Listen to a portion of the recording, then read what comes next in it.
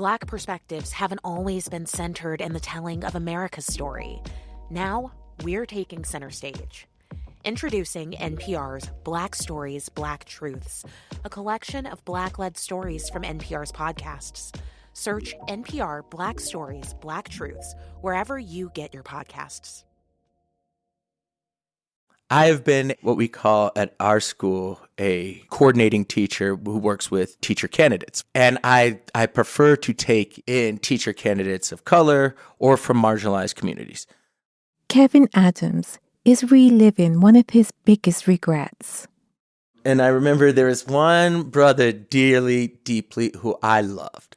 I watched him struggle. As he came in, he was young, he was 21. But I was patient with him because I wanted him to be the kids loved him. The kids absolutely adored him. So now I'm the old dude on the block, but they were like, Mister, we've never had a teacher like Mr. Adams is cool.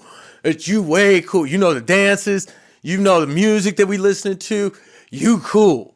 But so that educator, he finished up his program. He got a job in Denver, but he left the classroom after 3 years. He left the classroom, couldn't put up with it. When I see stuff like that, I'm like, we lost one. You lost a really potentially great educator. Kevin felt powerless to stop another Black educator from leaving the district. But Kevin's experience is a part of a bigger problem. There's a teacher shortage across the country that appears to be getting worse, especially for Black teachers. According to the National Center for Education Statistics, there were more African American teachers in 1999 than there are now. So, what's going on?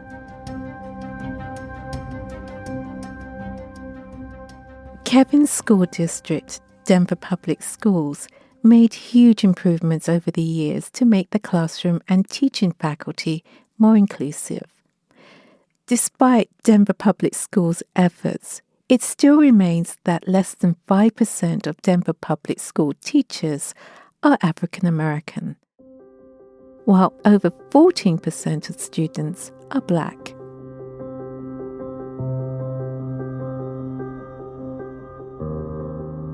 As a Black teacher, how do you find your way in this environment? Why do Black teachers find themselves excluded and left out in the cold, and longing to leave the profession?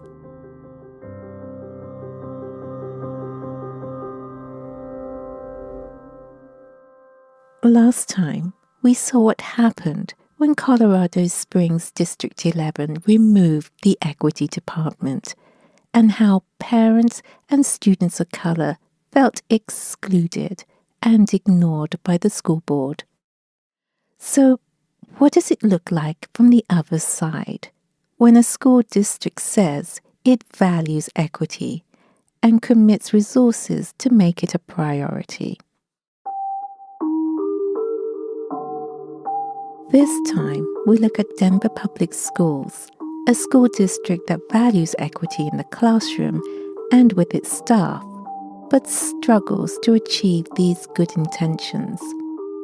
In striving for equity goals, do they take into account the harmful effects of microaggressions aimed at Black and brown teachers?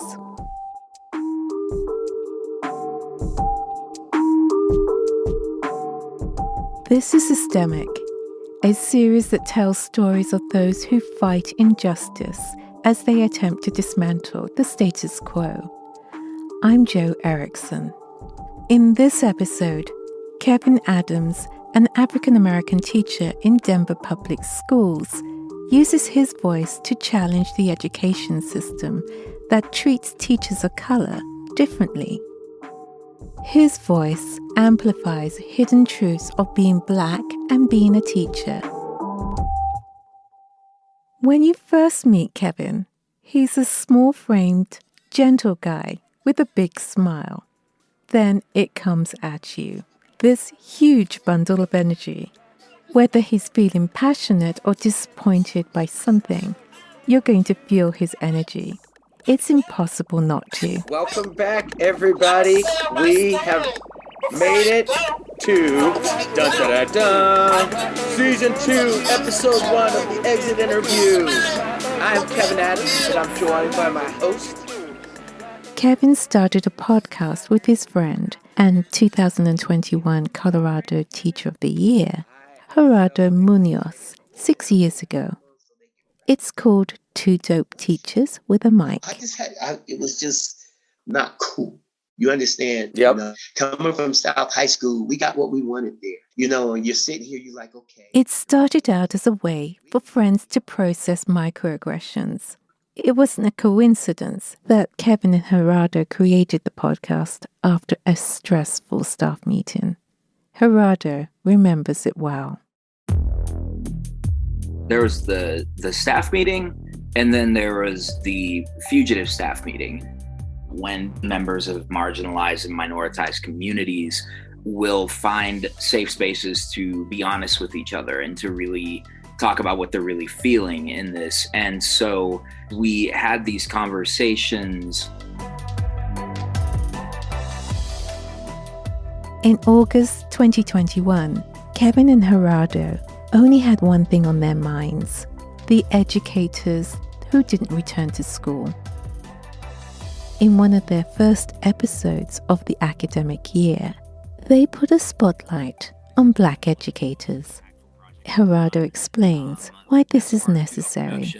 We are telling the stories of Black teachers who have been forced out of their teaching positions, giving them space to reflect, to talk back to the people who pushed them out, and to let us know what is happening in their lives right now. So on the first day of the 2021-2022 school year, Kevin was thinking about what pushed his missing colleagues away. He was pretty sure it wasn't the students. Voice level 0, all eyes on the screen. But I don't have my left. Point for me, remember? At 9:40 in the morning, he greets his new students in his 6th grade social studies class at Denver Center for International Studies. The students don't know each other, but he gets them talking by giving them a wish. You guys said you'd wish for. Somebody said, wish 1, get $1 million. Wish 2, get 2 more wishes. Wish 3, donate $4,000 to every school in the world. Oh, I really like that one. I would wish for more time with Mr. Adams. Oh, you guys are so sweet. My second wish would be to have lots of money. My third wish is to fly. And the other. The reason I would donate $4K to every school, because some schools are very rich. Yes, schools need money. I'd have every game, have every pop. Ooh, I like that. My dad loves pop. Dad loves pop. That's why I got $1 million so I can buy my dad any pop he wants. All right, folks, thank you for sharing your wishes. Though he's been teaching at his school for 10 years, the first day back is always special. There's a buzz around the school. Kevin always feels a little nervy on his first day of class. All of their energy, all of their excitement, and just the wonder of it all. And the anxiety and the nervousness that eventually, you work through. But as soon as they walk in and they're on their thing and they have needs, they have questions, right? And you're trying to get to know them and learn all of their names and who they are and, things about them and apply the strategies that your teachers have taught you in your teacher education program that don't really work that well. Like many teachers, he's learnt to adapt his teaching style to his students. Kevin laughs at the education teaching program that encourages teachers to do icebreakers on their first day at school. It may work for some students, but for students of color? Kids are like, I don't want to get up and talk about myself in front of these people on this first day. Are you crazy? You don't need to learn anything about me yet. Kevin's drawing from his own childhood experiences of going to school in a white suburb. He hated the attention of the first day. Being one of 11 black students in a school of 1,200, standing up in class telling folks who you are is the last thing you want to do. But teachers keep doing this because it's one of the first things you're taught as an educator. Breaking with tradition and training requires a little more thought.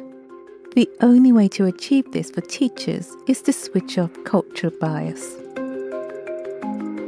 That's when a person interprets the world around them through the norms of their culture. And when people from multiple cultures are in the classroom together, it can be hard to meet everyone through the lens of their own culture. But Denver Public Schools is hoping there's a way for teachers to address their culture bias. Tony Smith, African American Deputy Superintendent of the school district, says he thinks that it can be achieved partly through representation, but mostly through proactive training. What I commonly hear in my role currently is that we need more teachers of color. Absolutely agree. Representation matters. And we also need to teach people who aren't of color how to deal with and build relationships and have empathy for situations that people of color come through and find themselves being a part of the community. I think if we only say that diversity, equity, and inclusion can be attained through more people of color, I think we missed the boat and we missed the context. Denver Public Schools has worked hard on inclusive practices in the classroom.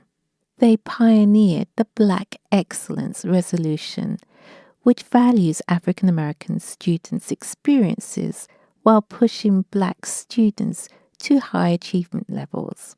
And Denver Public Schools has a strong recruitment process that targets and recruits African American teachers, but they don't stay. Kevin thinks diversity, equity, inclusion training is important, but says there's more to it. If you've been at predominantly white institutions through all your educational experience, you grew up in a white neighborhood, and then you come to teach in Denver, you can't help but start to understand there's something different. Kevin reflects on the differences he experienced teaching in a mostly white HGT, or highly gifted and talented program, versus more diverse traditional classrooms. Some teachers would let certain students slide, right? So white kids, and I had seen it in the HGT program, things that were allowed. In the HGT program, I can get up and walk around the room and move with freedom, making my own decisions. In the traditional classroom, I need permission. Raise your hand.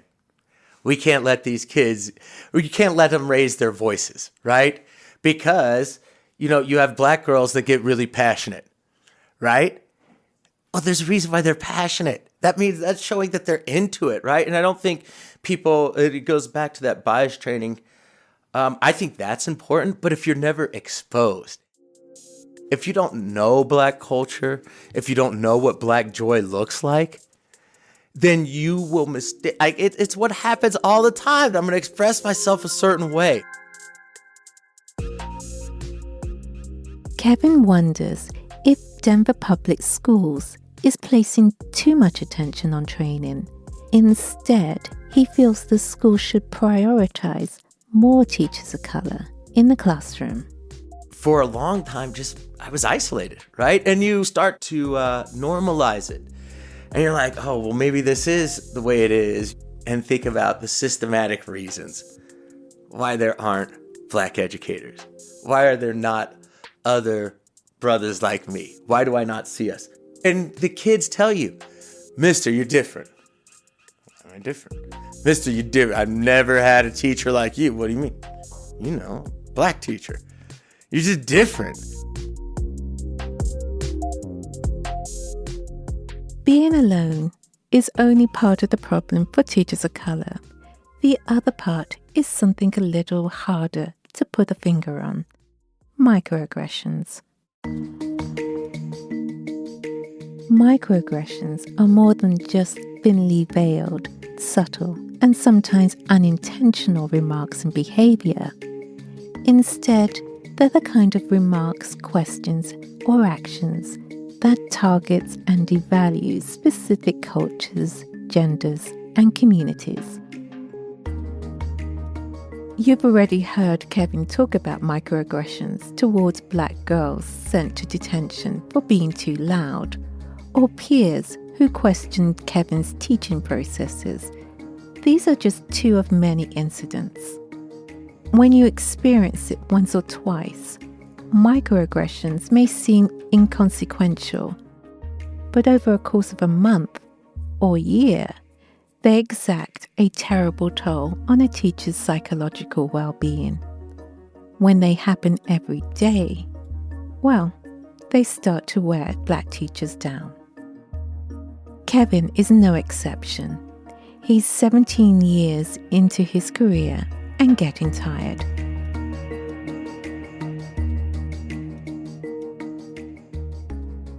By November, Kevin puts on a brave face as he's fully immersed in a class he's never taught before. AP World History. The pressure is on. Kevin spent the summer preparing for this class, and he enjoys the challenge of introducing students to world rather than US history. So it was the first time they had really looked at in an AP World History class, and the kids are really learning to do the work of a historian. So they are really covering, from about 800 all the way up to the present. So about 1,200 years worth of history. So it's tons of history, lots of reading. A lot of the kids I had, it was their very first time, and I have one student in particular, Abby, as I think about it. She was really, nervous. She said, "Mister," every day she's like, "Mister, I shouldn't be in this class. I can't do this." She's like, "I don't know how I ended up here." When he heard this, Kevin went back to his lesson plan and books to see what he could do to make it more accessible and relevant to his students' lives. There was definitely a lot of anxiety, a lot of nights where I tried to craft lessons to get them just right. Trying to balance the rigor with also making sure that my kids, eyes didn't boil over, that they didn't get overfed information, right? Because when you're 1,200 years worth of history, there was a lot, but it was a lot of fun. And I watched my students grow.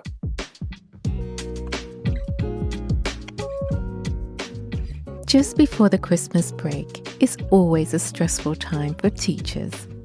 Kevin stays up late to grade papers.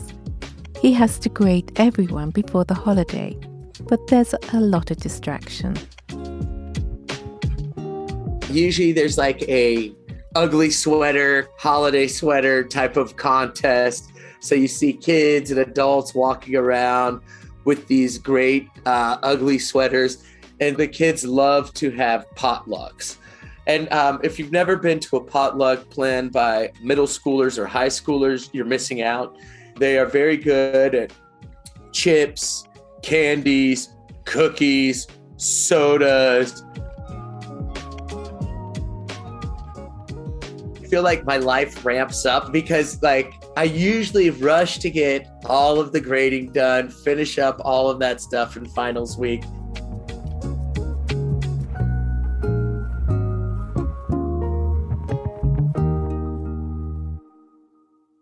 As Kevin returns to school from the Christmas break, he watches hundreds of kids stroll into the building with their hoodies up.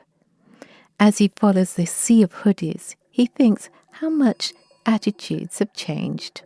I remember it might have been my second year. We banned hoodies. We, as a school, because teachers didn't like that kids would put their hoodies up. We see kids, fast forward to 2022, and these kids walking around with hoodies in the middle of a 100-degree day. I don't know what that is about. I have questions. So I'm going to let that slide. But we banned hoodies, and I remember I was like, what are we doing? I was like, you know why they do that? They don't like their haircut. They're putting it up because they got a haircut. It didn't go the way they want. They don't want to get fresh cut check, have their friends slapping them upside the head, right? Or if you have a good haircut or you haven't gotten your haircut. Either way, you're putting your hoodie up, right? You There's a reason why they're doing it. And people would make these, the kids don't want to be seen, or it's gang related, or, jumping to all these conclusions.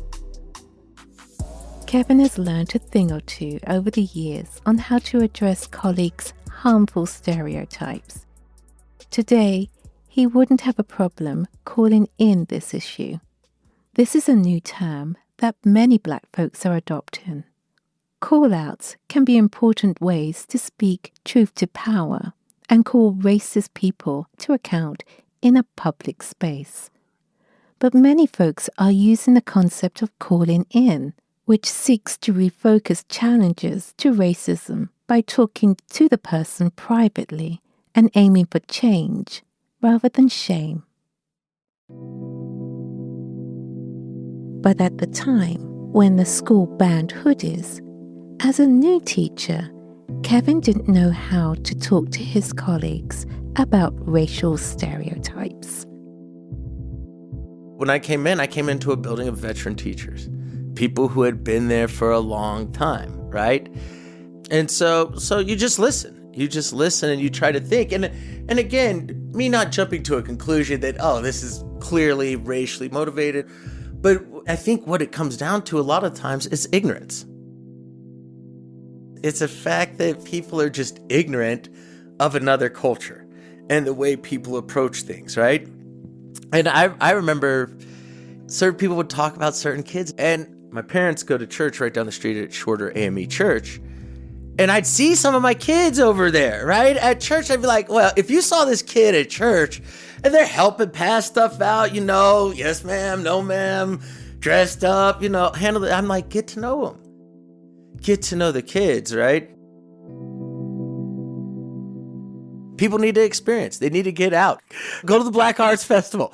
Start to see who we are. See us where we are. And we'll go to Black church.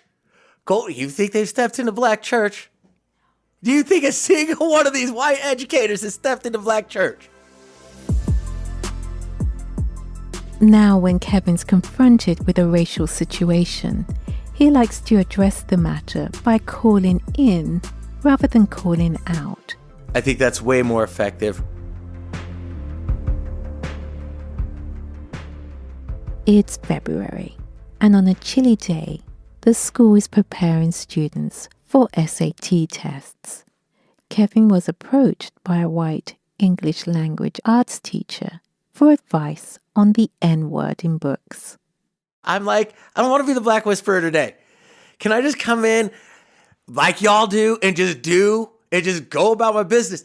And I'll tell you, I love my colleagues, but there are times where it's like, you're not sure how to use the N-word in this book. You're the English teacher. Y'all didn't talk about this. There's never a day. What do you do when the N-word comes up? Go ask a Black guy. Kevin feels that he can't be everything to his students and educate white colleagues on cultural issues. It's too much. It's one of the reasons why Black teachers struggle in the profession. There's a buzz of excitement around the school. It's only 2 weeks before spring break. While the students can't wait, it's crunch time for teachers. They have to prepare for end-of-semester projects. As a teacher, you can do so much for your students that it's easy to burn out. And when equity is a priority among all the other things teachers need to manage, that's even more to juggle. There are times when Kevin reaches his limit and students are wanting more.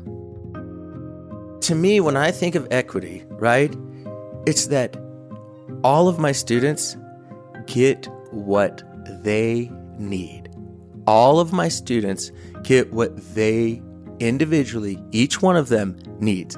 And sometimes their needs are going to look different, right? I need space to stand up. I need to be able to talk. That's who I am. I'm a talker. I'm going to talk. I need to be able to draw. I might need to look at my phone every once in a while to check and see, because I'm going through a lot of anxiety right now. And this is the one thing that actually helps me calm down, right? I need space. We talk about it, and that was the beauty of the pandemic.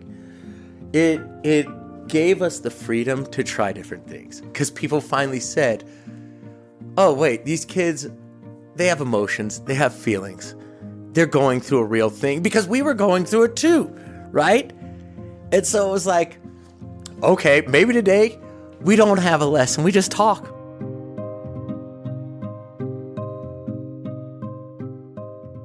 The other part, as I said, giving every kid what they need at that time. What if it's something that I didn't want, right? And I have needs too. We talk about this in my classroom. This is what my needs are. What are your needs, right? This is what we're trying to do. How can we come to a decision and use your voice? His honesty to admit he's not perfect and express his frustrations makes Kevin popular with his students and teachers of color. But in his podcast, his honesty has received mixed reactions from administrators. Wait, administrators don't like us? They talking trash about us? No, you know what? Here's the thing. We've been blessed. Our administrators that we've had, and I've gone through principal change at my school, they've appreciated us. My current principal listens to the podcast, has actually raised episodes to say, you should listen to this. This is a really important episode if you want to understand this issue, right? And so I appreciate that. Our other principal, Teresa Corcadell, she would let us record in her office. Kevin and his co-host Gerardo are using their podcast as an agent of change. One regular series they do is called The Exit Interview. Asia Lyons co-hosts that series.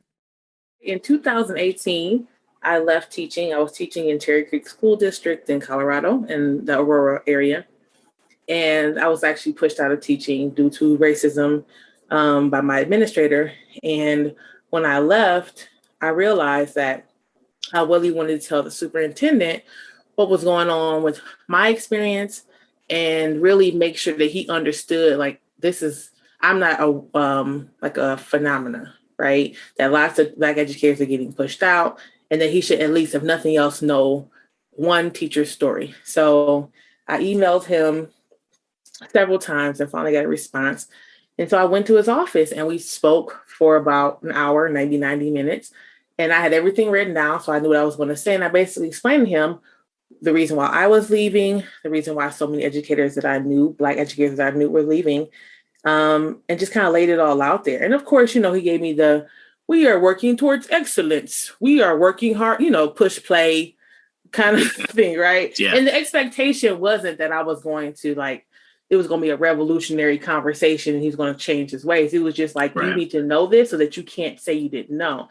And so when I walked out of there, I just kept thinking like, damn, I wish more folks could tell their story.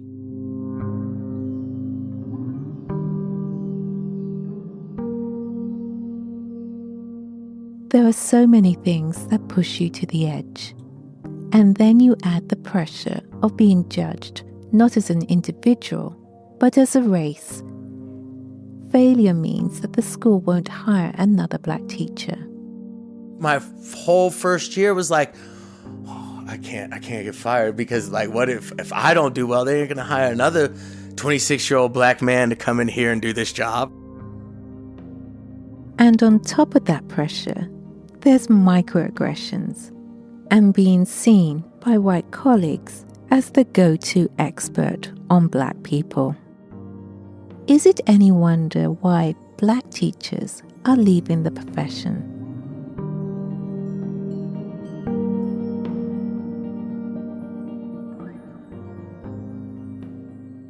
The spring wore on.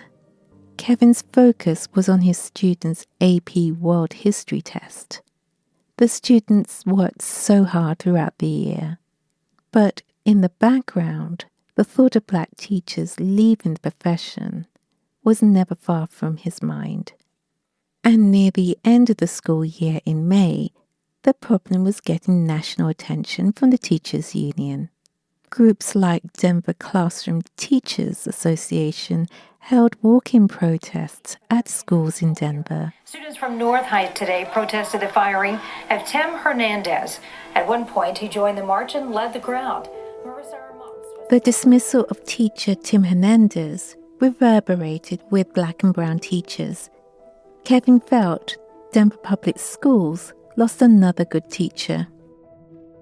There's an educator at a Denver high school, teacher of color, Latino male, who was put on associate contract and who was beloved by the community and not retained.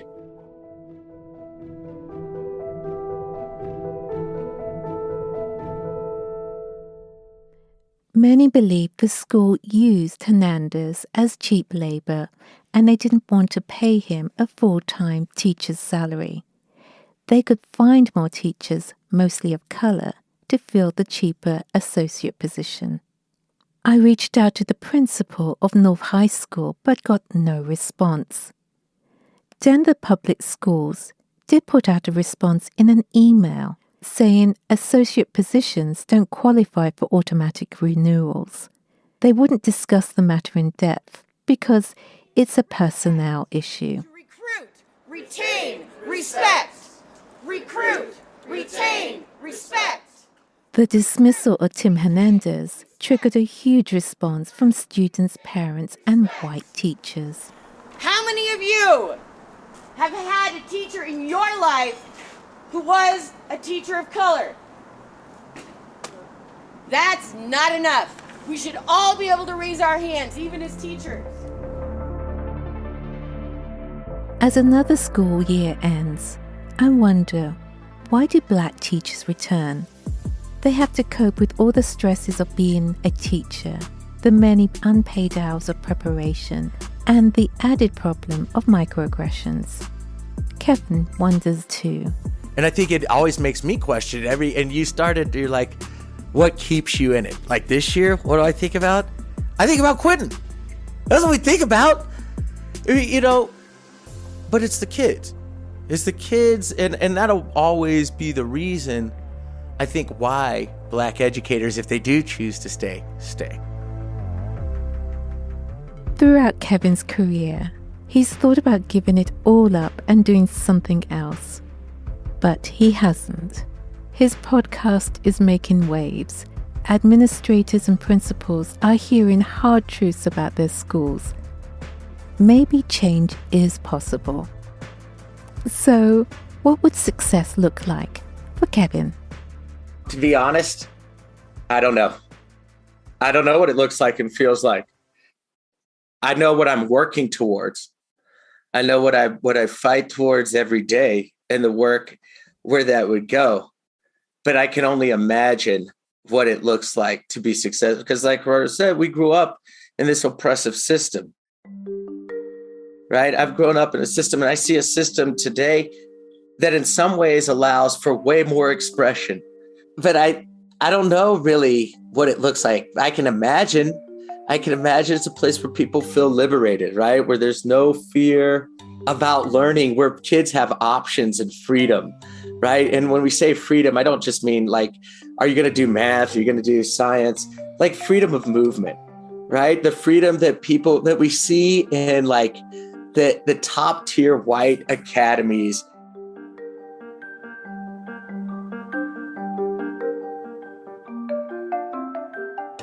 We started the academic year with Kevin Adams having doubts about whether he wants to stay in teaching. We ended the year with the same doubts. If teachers like Kevin leave, how are we ever going to solve this problem? Perhaps one way to solve the problem is to give educators of color a seat at the table. Next time on Systemic, we focus on representation in school leadership. I follow a bilingual teacher who's doing everything she can to become a leader in education. But as she rises, will the district fill the hole she leaves behind? Right now, when I can make myself available to the parents, to the students, they can see me in that position, available to them at all times. That's next time on the season finale of Systemic.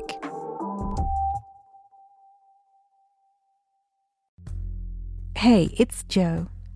Since you listened to the whole episode, I have a quick favor to ask you. Take a moment to find Systemic from Colorado Public Radio on whatever podcast app you use, and give us a like, a rating, or a review. If you think the stories we're sharing are important, if you think the voices in Systemic deserve to be heard, all you have to do to help spread the word is like us, rate us, or review us. It helps others find this podcast. Thanks for listening, and thanks for supporting podcasts from Colorado Public Radio.